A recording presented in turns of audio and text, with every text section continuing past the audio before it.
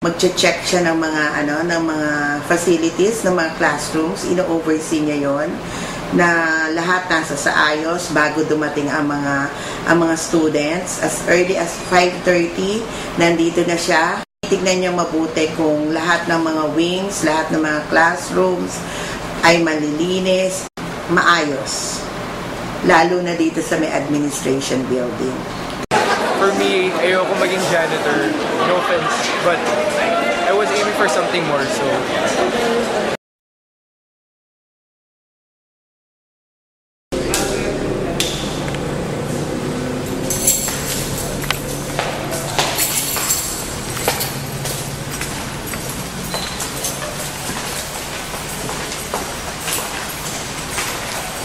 Bubuksan ng mga ito.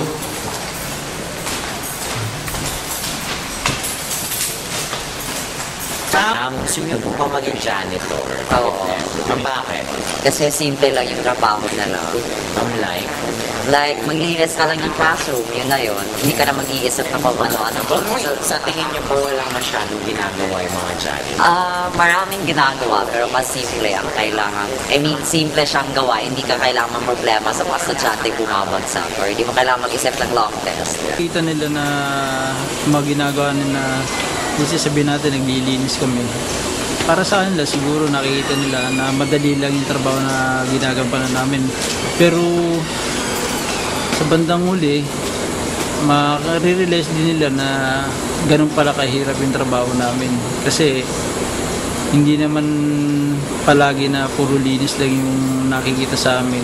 Meron kaming trabaho na ginagampanan na medyo mabibigat nga, kaya sabi ko. Pero sa mga faculty, alam nila na mahirap yung trabaho namin kasi nga kumbaga naranasan din yung ibang faculty natin kung gaano kahirap yung ganung trabaho bago sila naging professional, teacher, mga ganyan. Siguro iba nakaranas din naman siguro ng trabaho ng ganito kahirap. Although sabihin natin hindi sila naging janitor, pero siguro meron silang karanasan na nakakatulad ng ginagawa namin. Di ganito yan, Hindi ka kasya sa loob. Malaki po rin siya. Hindi mo kong muli.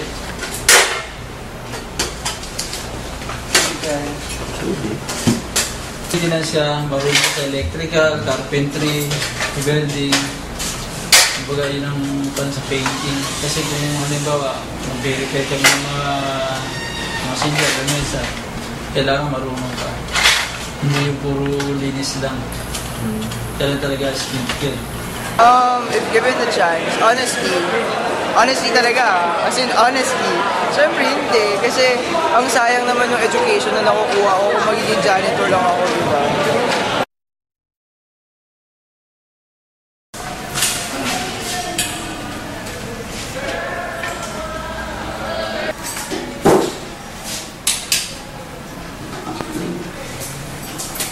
Sa tingin mo, mababang trabaho yung pagiging janitor? Hindi, kasi lahat naman tayo may kanya-kanyang role sa lipunan. Kaya kung wala tayong janitor, di walang maglilinis. Isipin mo na lang kung ano yung itsura ng kapaligiran natin kung walang janitor, di ba? Di ang kalat. Kaya importante, tsaka hindi mababati ko sa mga janitor. Mga estudyante na mga mas bata, siguro mga estudyante natin, sabihin natin mga first year, ganyan. Siguro sa tingin nila, talagang mababa yung trabaho namin na maging maintenance. Kasi nga, dahil sa nakikita lang nila, yung trabaho namin parang simple lang ba? Parang nasa bahay, naglilinis, nagkukumpinin ng mga sirang mga silya o lamesa, sabihin natin ganyan. O kaya nagpipintura ng mga dingding, ganyan.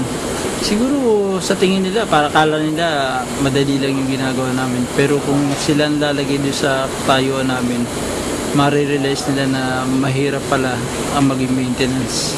Hindi naman siya mababang trabaho. Ang tinitignan mo lang yan sa sweldo. Hindi naman siya mababang tingin ko sa mga janitor, pero kung pangkabuhayan ng at may pamilya ka, mahirap ang maging sustento yung bayad sa mga janitor.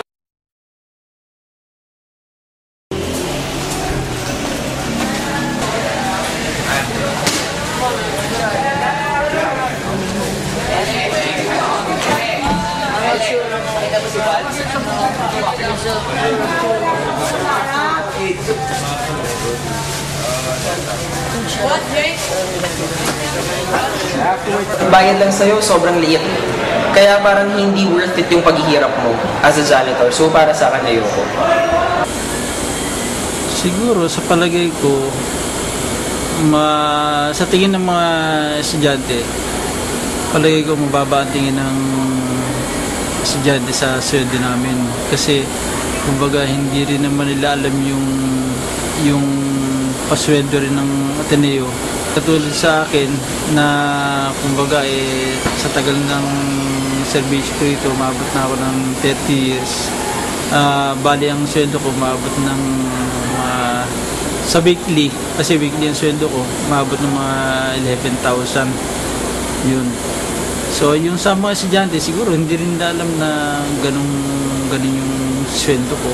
Kasi hindi rin alam ng mga estudyante kung gaano kalaki o kaliit yung sweldo ng mga empleyado. 11,000. Yun yung sweldo nila. Anong palagay ko? Anong opinion mo? Anong opinion mo doon? Mas maganda.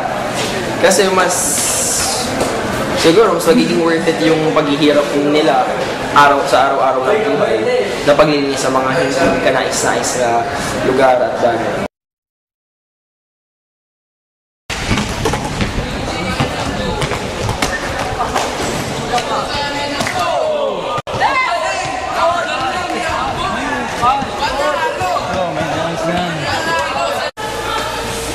Tayo sa maintenance lunch, yung maraming kwarta namin. Bali, pinitulugan ng mga maintenance. Okay ba? Medyo marami ng kon. Aircon pa lang. Pahinga muna.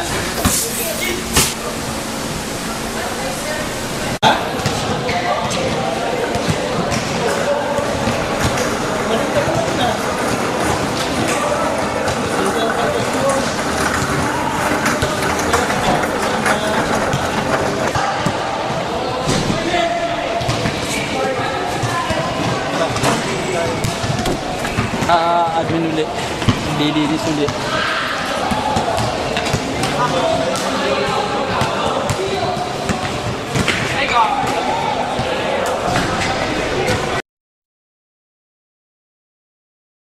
Nabubusan na natin ito.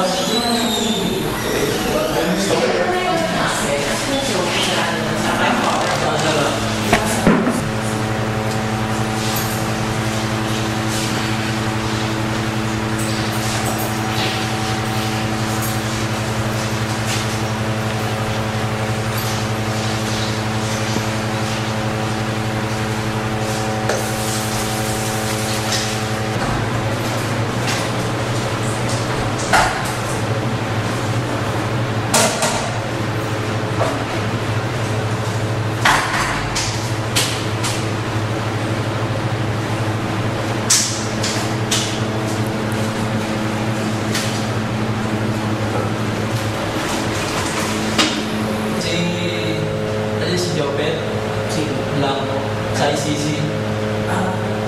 Yung sekretary ni Father Eddie, yun. Kasi nung first year siya, bali ako yung wing na classroom nila eh.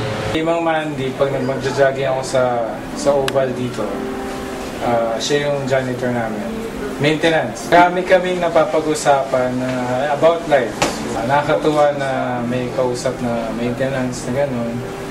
Iba kasi pagka sa classroom, di ba, kahon na kahon kayo. Lesson, tapos test, exam.